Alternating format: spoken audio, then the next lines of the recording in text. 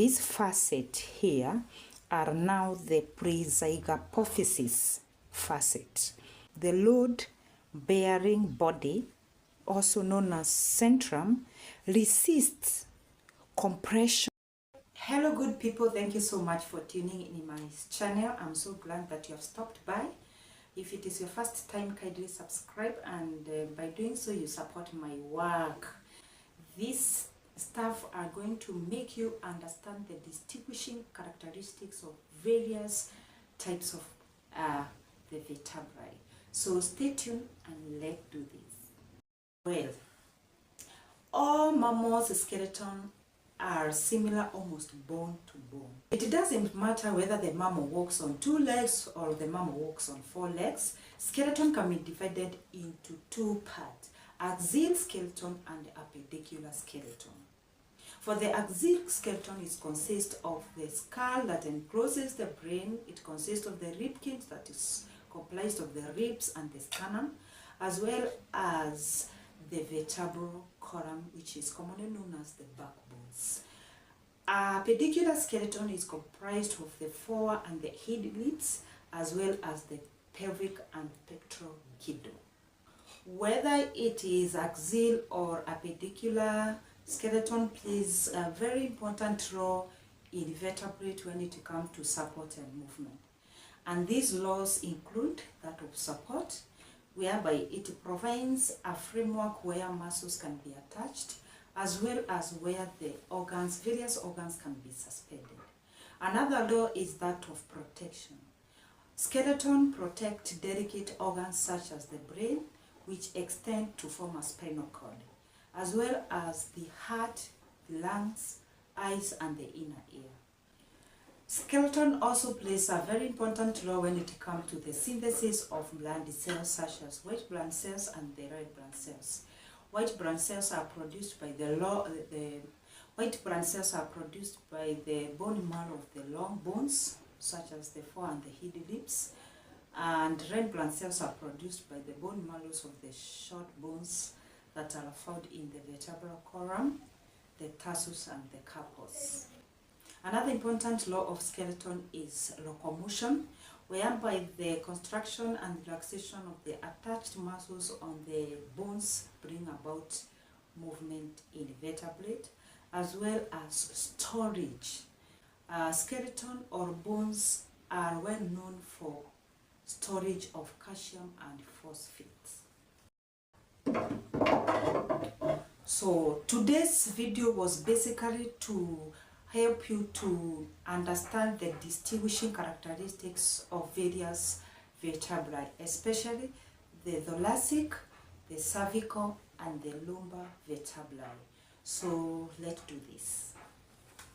So I needed to use a white background so that you can understand better. So we have some representative of various vertebrae that are found on the various region of the backbone. So the vertebral column is the backbones. Okay, this is basically the arrangement. But before we look at each one of them, I want us to look at the general structure of a vertebrae. So this part was articulated to another part, but between this bone and the other bone that was articulated to this other bone, they are usually separated by a cartilaginous intervertebral discs. And these discs are very important. They help in distributing the load between the vertebrae and prevent friction between them when they are moving. They are very flexible. You shall see that. And naturally they are joined together by ligament to avoid dislocation. Allow me put this aside a little bit so that now we look at one at a time. So normally a vertebrae has some processes on its side. So the way I'm placing it, this is the upper side and this is the lower side. And this is the side of the vertebra. the vertebra I'm holding. Remember, if it is one, it's called vertebra. If there are many, the plural of vertebra is vertebrae. So you need to note that. Now, if you look at this vertebra, it consists of various parts. The load-bearing body, also known as centrum, resists compression and provides rigidity to the vertebral column. This one is so rigid, so it brings that firmness of the backbone of the vertebral column. And remember, the vertebral column, its work is to protect the spinal cord. This hole is called neurocanal, and it is very important, for it allows the passage of the spinal cord. On the vertebra, or on the side of the vertebrae, we have some processes, some projection on the side of the vertebrae, on the side. So these projections are known as transverse processes. They are basically for a muscle attachment. This projection is known as spine, neurospine. It is projection from the neural arc. If you look at this arc, is projecting to form neurospine. So both neurospine and the transverse processes that are projecting from the side of the vertebrae are basically for muscle attachment. As I started saying that skeleton is very important when it comes to movement of vertebrates. So these smooth facet, they are, if you keenly look at them, if that is the position, because this is the neurospine. So for you people who are viewing from the top, it's like you are now watching the backbone from top, a aerial position. So whatever you are seeing is the spine, the neurospine, right? So the articulating facet that are in front or at the anterior position of the vertebra are called the presygapophysis, and those which are found behind posterior side of the vertebra is called postzygapophysis. So in reference to our bone here now, this one becomes the front, the anterior side, and this one the back side, which is now the posterior side. Therefore, this facet here are now the presygapophysis facet, and the ones that are behind the posterior side are the postzygapophysis. I hope you have gotten that, because it's important. Let's try to name this part now. We have the hole here, the neurocanal. We have the very prominent body here. We are calling the centrum. If you look at the side of this vertebrae, we have the projections on the side we are calling transverse processes, and then this is the other side, and you can really be asked to draw. We shall do a tutorial for that. And on top of this vertebrae, we have the spine, the neurospine, which is the projection of the neural arc to form the neurospine. The vertebrae that are found on the neck region are known as the cervical vertebrae. There are 7 cervical vertebrae. We have the first 2 are very special. They are different from others. And we have 5 more. So that makes a total of 7. So this is the first vertebrae. We normally call it atlas. It's articulate with the skull at a point called occipito-caudals.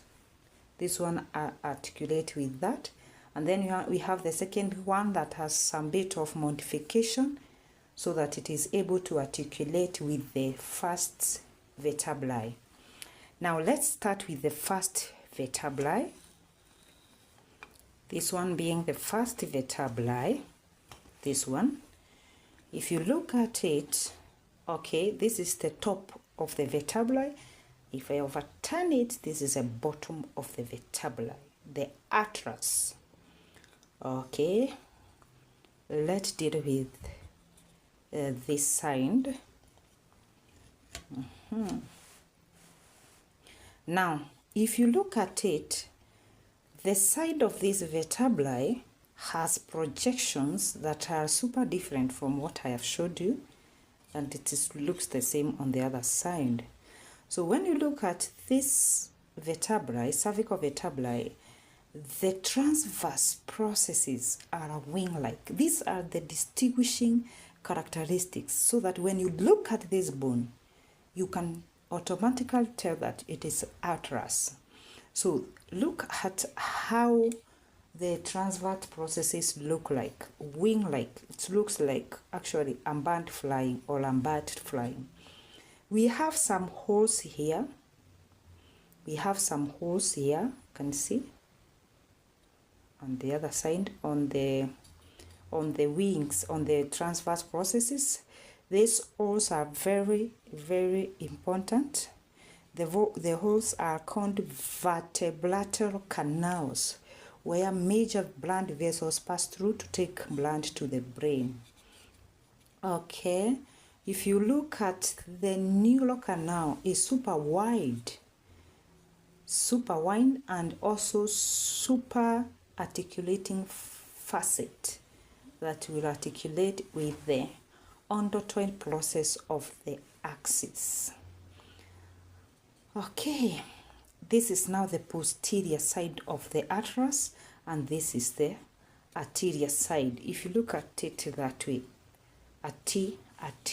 this is anterior posture. This is the front, this is the back, this is the side.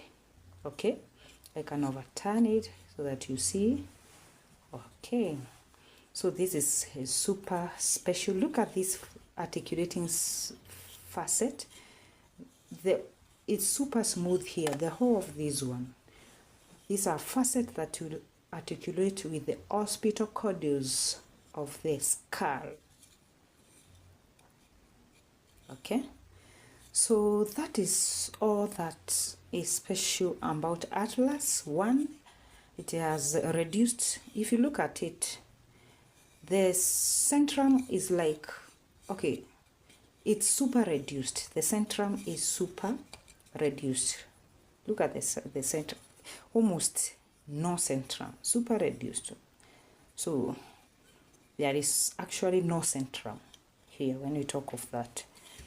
The vertebral canals, we have seen them. I've seen that. We have a short neurospine. Look at it. Actually, is there any neurospine here? Let's just call it short neurospine. We have the transverse, this is the neurospines. There is nothing. Look at the transverse process. We normally say they are wing-like, short, broad, wing-like transverse processes. I think I've extensively explained the axis. The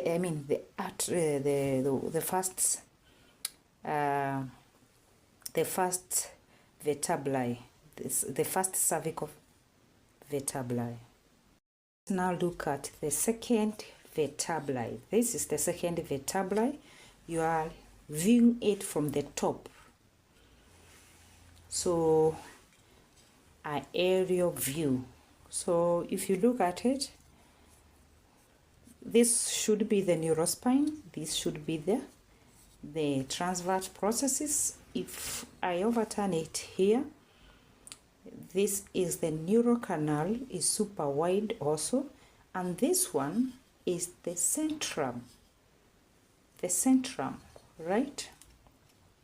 Now looking at it, the centrum anteriorly, it has a special projection or a process called endotwined process that fits into the ventral side of the neural canal of the atlas to allow turning movement.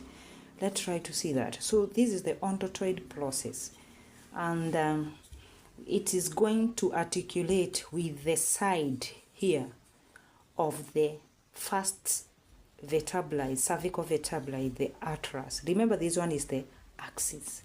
So that is it. That is how they articulate, and it can allow the turning movement to certain degrees, right? Yeah, to a certain degrees. Yeah, the turning. So it has short blood transverse processes. They are very short. They are not wing-like like that of atlas. Remember, I'm explaining the distinguishing characteristics of the second vertebrae, the axis. The neural canal, of course, is wide, remember, to allow the passage of large spinal cord. So those are distinguishing characteristics of the first and the second vertebrae of the neck region. Now we look at other vertebrae. Remember, we said there are 7, but the first 2 are very special. That is the atlas and the axis. Now this is another cervical vertebra. It's different from the first 2, and there are 5 of them to make them 7. If you look at them, they have all same characteristics as others, because they have a vertebral canal. Can you see? This is vertebral canal. They have transverse processes. They are blood. But the difference between the transverse processes of the first and the second and the others is that these ones are branched. They are super branched. So if we were to align them the way they are supposed to, this is how they will go about. Can you see? Yeah. Remember, we said between between 2 vertebrae there is a cartilaginous disc that prevent friction when there is right movement, bending of your back, so that it can prevent dislocation. Okay, now if you look at that, the neural spine again is short, but the transverse processes are branched. Let's look at the side. Look how they are branched. This is the side of other cervical vertebrae. This is another side. Okay, so this is how it should be. So this is the anterior side end. This is the posterior end. So this is how it should be. So this pre-zygapophysis will articulate with the post-zygapophysis of the second vertebrae, of the second cervical vertebrae. If we take another cervical vertebrae, this is how they will go about, this way. Okay, so that is how they articulate. So you find this pre-zygapophysis of one bone will articulate with post-zygapophysis of the other bone. Yeah, that way. Look at the rigidity of this stuff, and to bring about the back. So if I ever turn, the centrum is the one that plays the law of the rigidity of the backbone. So we are done with the cervical vertebrae. The next vertebrae is the thoracic vertebrae that are found on the chest region, and this is the thoracic vertebra. because it is one. Okay, super different from the other ones. Super different, super different. So this is how it should be. That is the position you are viewing from top. This is the anterior side, this is the posterior side, and this is the ventral side, sideways. So you can see what are the distinguishing factors. Look at their central. We normally say they have prominent central, very long neurospine, very long neurospine. They have short transverse processes with facet. These ones, these are facet, articulating facet that will articulate with the ribs. I'll bring the ribs here. So this is the position, and this is the posterior side. So we're expecting the articulation to be like this.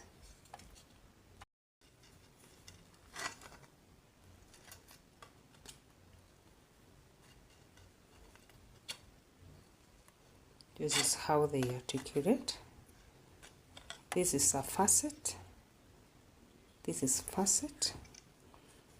And we have this facet and this one. So this part of the rib is called tuberculum, and this one is capitulum.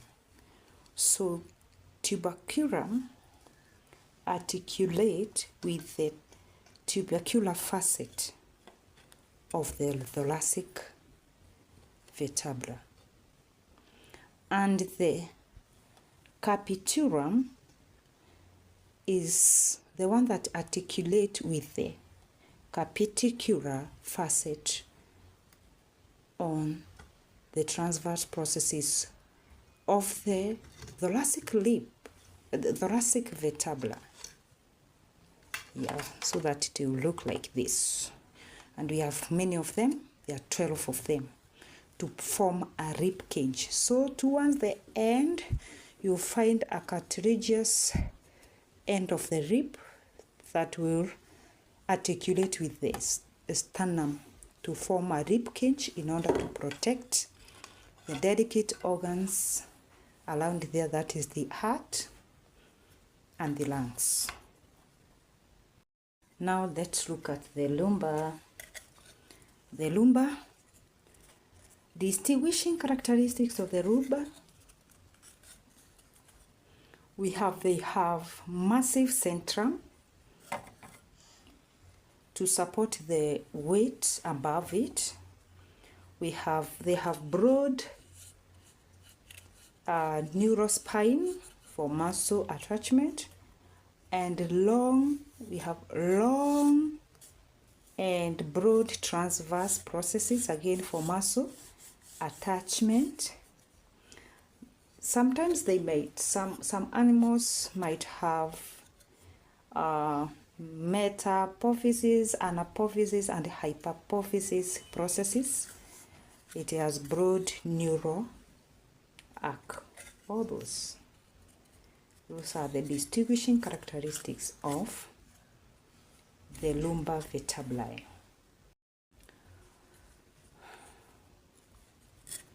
So that is it.